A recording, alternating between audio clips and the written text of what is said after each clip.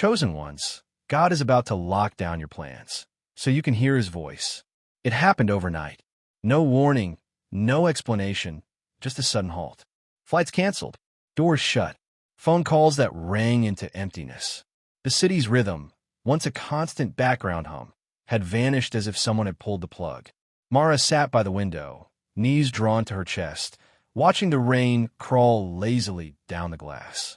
The street outside, usually alive with impatient horns and hurried footsteps, was now a washed-out watercolor of gray. Her project, the one she had poured years into, the one she believed would finally be her big break, was postponed indefinitely. Investors stopped responding. Meetings evaporated. The momentum she'd fought so hard to build had dissolved into quiet. Yet in that quiet, something unexpected stirred. It wasn't the gnawing anxiety she'd braced herself for. It was different, a strange stillness that didn't taste like defeat, but like a pause with purpose. It was as if the world had been gently but firmly placed on hold, not to crush her ambitions, but to make space for something else. She felt it deep in her bones, the way you feel a storm before it breaks. This was not an accident. This was intentional, as though someone, unseen yet impossibly close, had pressed pause not to ruin her plans, but to whisper something she'd been too busy to hear. The first night, sleep refused to claim her. She lay in the dim glow of the street lamp, filtering through the curtains, listening to the rain tap against the glass like a patient hand knocking. Her mind churned with unfinished plans and unanswered emails, but somewhere between the thin veil of dreams and the fragile edge of wakefulness, it happened. It wasn't a sound exactly, not a voice that reached her ears, but something that bloomed inside her chest, deep and resonant, as if her own heartbeat had learned to speak. Stop chasing what blinds you. I am here. The words were gentle, yet they carried the weight of a command. Her breath caught. A sudden rush of awareness flooded her, like stepping into icy water. She sat up, eyes scanning the shadows in the corners of the room, half expecting to see a figure emerging from the darkness. Her pulse thudded in her temples. The air felt charged, heavy, almost alive. But there was no one, no movement, no sound but the rain. And yet, she couldn't shake the feeling that she was not alone, that something or someone had been standing just beyond the edge of her sight, close enough to touch. The days blurred into each other, each one taking something else from her. It was as if invisible hands were peeling away every layer of who she thought she was. First when the job, the title she wore like armor, the calendar full of deadlines that made her feel important. Then the meetings, each one canceled with a short, cold message that left more questions than answers. Even the friends who once called daily now drifted, their voices fading into the background, swallowed by the noise of their own troubles. In the space where her life used to be, there was nothing. No calls, no plans, no one knocking at her door. Just her, alone, unshielded, and the heavy, unbroken silence pressing in from every side. At first, she hated it. She fought it like a drowning swimmer thrashing against the current. But the more she sat in that stillness, the more she began to notice something strange. The silence wasn't empty at all. It hummed, subtle and low, like a hidden current beneath calm water. It was thick, almost alive, and it carried with it a presence she could not name, but could no longer ignore. It wasn't just the world that had shut down. Somewhere along the way, her own heart had too. She hadn't noticed it first, too busy sprinting from one goal to the next, measuring her worth in applause, numbers, and deadlines. But now, stripped of the noise, she saw it clearly. The years she had been running in circles, chasing recognition that slipped through her fingers like water, hustling for things that never truly filled her. The truth was sharp, almost painful. She realized she had been living on borrowed strength, wearing exhaustion like a badge of honor, convincing herself that momentum was the same as meaning. And yet, as she sat in the quiet, she felt something she hadn't in years: mercy. Not the heavy hand of punishment, but the firm, unyielding grip of protection. God had not slammed the brakes to take something from her. He had done it to save her from a pace that was quietly destroying her, from a hunger that would have devoured her whole. In that stillness, she stopped resisting. She leaned into it, and for the first time, instead of filling the silence with her own noise, she began to truly listen. It was just before sunrise, the world still wrapped in that fragile hush between night and day. Mara sat by the window, her hands curled around a mug gone cold, the sky slowly bruising into light. She had been whispering the same prayer for days now, a tangle of questions, fears, and half-formed hopes, when it happened. The words came again, not in the air around her, but deep inside, cutting through every other thought. They weren't shouted, yet they rolled through her like distant thunder, shaking something far beneath the surface of her soul. My plans for you are not delayed. They're being built. Her breath caught. Tears welled instantly, spilling hot and unrestrained, blurring the glass, the street outside, the pale dawn. It was as if every ache, every loss, every restless night had been gathered up into those few, unshakable words. And in that moment, she understood. This had never been about the job that slipped away, the project that stalled, or the opportunities she thought she'd lost. This was about the life she had been on the verge of losing, chasing after the wrong things. With all the right energy, the voice wasn't telling her to wait for something to be returned. It was telling her to prepare for something entirely new. It was just before sunrise, the world still draped in that fragile hush between night and day. The kind of quiet where even the air seems to be holding its breath. Mara sat curled in her chair by the window, the chipped ceramic mug in her hands long since gone cold, forgotten. Outside, the horizon carried the faintest bruise of light, slowly pushing back the night.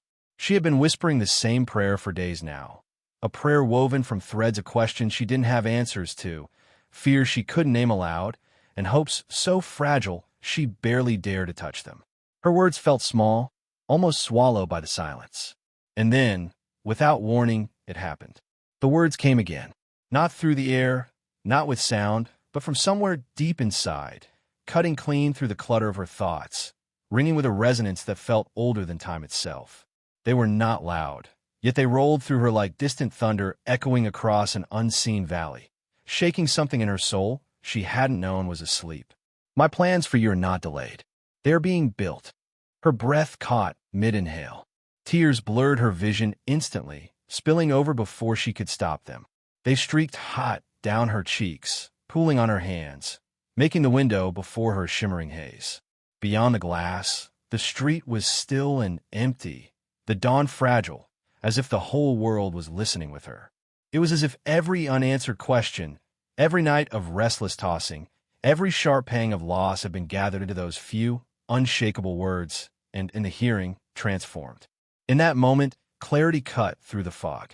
She saw now that this had never been about the job that slipped away, the project she'd built and watched stall, or the open doors that had slammed shut. This was about the life she had nearly forfeited without even knowing it, burning herself out, chasing the wrong things with all the right energy. The voice wasn't offering her comfort to wait for something old to be restored.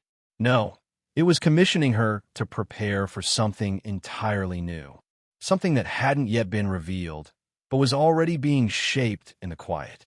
When the world finally began to stir again, planes in the sky, doors unlocking, streets humming back to life, Mara didn't leap into the rush as she once would have. The old version of her would have sprinted to catch up, desperate not to be left behind. But now, she moved slowly, intentionally. Every step was measured, not by urgency, but by alignment. She had learned to listen for that voice, not only in quiet moments by the window, but in ordinary, unnoticed places, the pause before answering an email, the stillness in her heart before saying yes to an opportunity, the gentle nudge that told her to wait when everything in her flesh said go. The noise of the world no longer tempted her in the same way. She didn't need to prove her worth in the race anymore. For the first time in years, she wasn't afraid of stillness.